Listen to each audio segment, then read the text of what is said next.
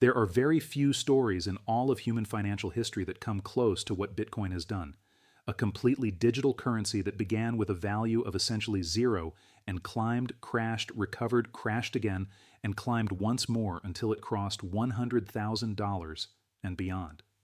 It is the story of a mysterious inventor, a revolutionary technology, millions of believers and skeptics, catastrophic collapses, and moments of pure euphoria that made people millionaires overnight. To understand Bitcoin is to understand one of the most fascinating and consequential financial experiments in the history of civilization, and that journey begins not on a stock exchange or in a bank vault, but in the form of a 9-page document uploaded to the internet by someone who may not even exist under the name we know them by. On October 31st, 2008, a person, or possibly a group of people, using the name Satoshi Nakamoto, published a white paper titled Bitcoin, a Peer-to-Peer Electronic Cash System. This document described a completely new kind of money, one that required no banks, no governments, and no central authority to function. Transactions would be verified by a decentralized network of computers using a technology called the blockchain, and new coins would be created through a process called mining, where computers compete to solve complex mathematical puzzles. It was a brilliant, audacious idea, and the world largely ignored it.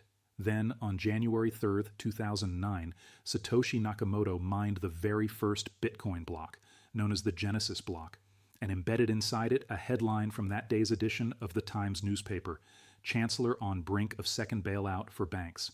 It was a deliberate message, a quiet declaration of war against the traditional financial system. In those first days, weeks, and months, Bitcoin had no price at all. It was mined and traded between a tiny community of cryptography enthusiasts, programmers, and libertarians who believed they were holding the seeds of a financial revolution. The first known exchange rate was established in October 2009 when a Norwegian student named Christopher Koch purchased 5,000 Bitcoin for 26,60, meaning each coin was worth approximately 0,08 less than 1/10 of a single cent. The year 2010 brought Bitcoin its first genuinely iconic moment in history.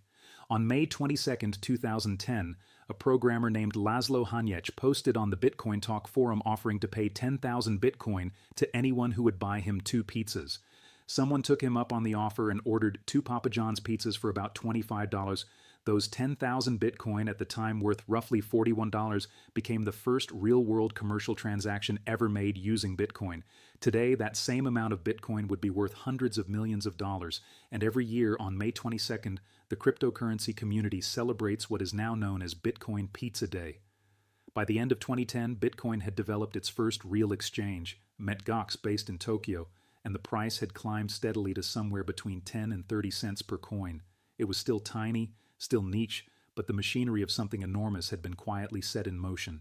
In 2011, Bitcoin had its first proper bull run.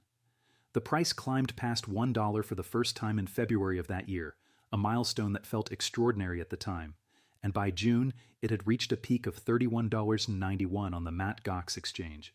But what goes up in Bitcoin's world has a way of coming down hard and fast. A security breach on Mt. Gox caused a brief flash crash where the price momentarily plummeted from $17 to just 1 cent before recovering, and by the end of 2011, Bitcoin had retreated to around $4. It was the first real taste of the bone-crushing volatility that would define Bitcoin's personality forever.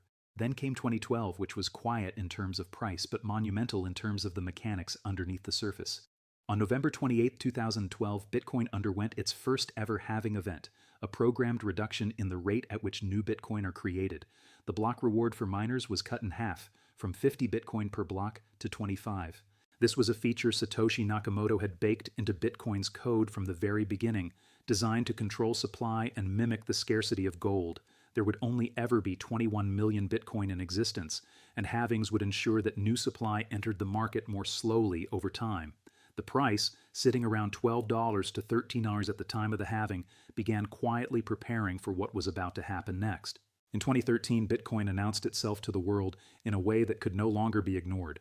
The price crossed $100 in April, crossed $200 in October, and on November 27, 2013, broke through $1,000 for the first time in history on the Mt. Gox exchange. Media coverage exploded. Suddenly, ordinary people, not just cryptographers and tech enthusiasts, were hearing about Bitcoin. Politicians, economists, and financial commentators were being asked to weigh in, but the first $1,000 moment was also shadowed by the disaster that followed. In February 2014, Ms. Gox, which at the time was handling roughly 70% of all global Bitcoin transactions, filed for bankruptcy. It had lost somewhere between 650,000 and 850,000 Bitcoin to hackers, the equivalent of billions of dollars at today's prices. The collapse sent Bitcoin into a multi-year bear market, with the price falling all the way from $1,000 down to approximately $200 by 2015. Investors lost fortunes. Critics declared Bitcoin dead. It was not dead. On July 9, 2016, the second halving occurred, cutting the block reward from 25 to 12.5 Bitcoin, and the price quietly climbed back through the year to close 2016 near $960, as if gathering its strength for the storm to come. The year 2017 was the year Bitcoin became a global phenomenon. Starting the year just under $1,000, it broke $2,000 by May, surged past $5,000 by September, smashed through $10,000 by November, and then, in a blaze of speculative frenzy fueled by retail investors, celebrities, and an explosion of new cryptocurrencies called initial coin offerings, Bitcoin reached its then all-time high of $19,183 on December 17, 2017. It was everywhere. On news channels, at family dinner tables, in barbershops and offices. Then 2018 delivered one of the most savage market corrections in Bitcoin's history, as the price collapsed by 84%, falling all the way down to approximately $3,200 by December. 2019 brought partial recovery, with Bitcoin climbing back to $13,180 before sliding again. And then 2020 arrived with a global crisis nobody expected. The COVID-19 pandemic caused financial markets everywhere to crash in March, and Bitcoin was not spared. On March 12, 2020, the price dropped to $3,850 in a single terrifying day. But something remarkable happened in the months that followed.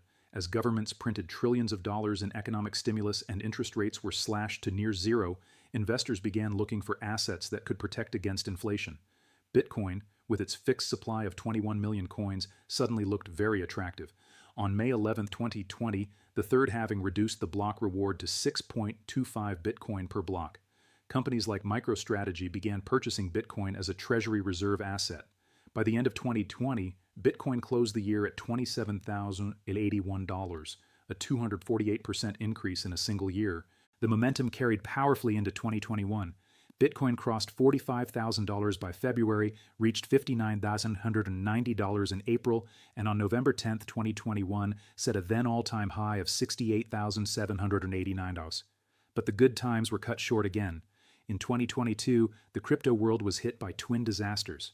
The spectacular collapse of the Terra Luna ecosystem in May wiped out tens of billions of dollars in value, and then in November, the catastrophic bankruptcy of the FTX exchange, one of the world's largest crypto trading platforms, run by Sam Bankman-Fried, sent shockwaves of panic through the entire industry. Bitcoin fell to a low of $15,479 in November 2022.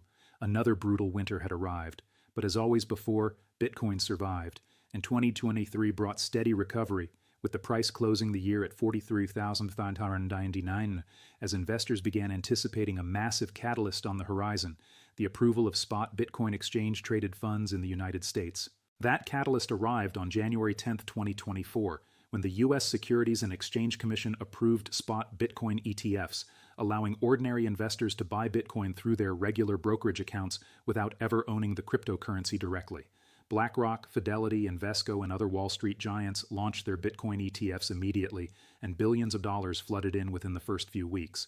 Then on April 20, 2024, the fourth halving occurred, reducing the block reward from 6.25 to 3.125 Bitcoin per block, the tightest supply squeeze in Bitcoin's history.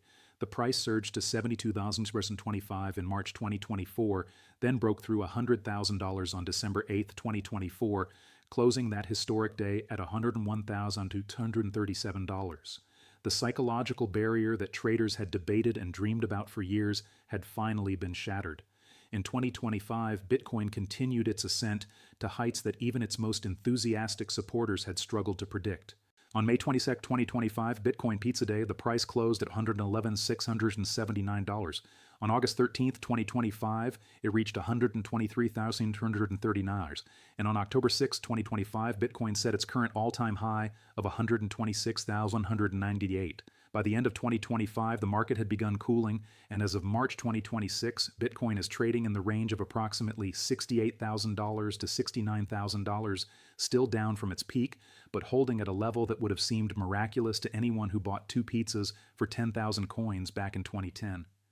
In 16 years, a coin worth less than 1/10 of a cent has traveled to over $126,000, survived at least 4 catastrophic crashes that were supposed to kill it, and emerged each time stronger, more widely held, and more deeply embedded in the global financial system.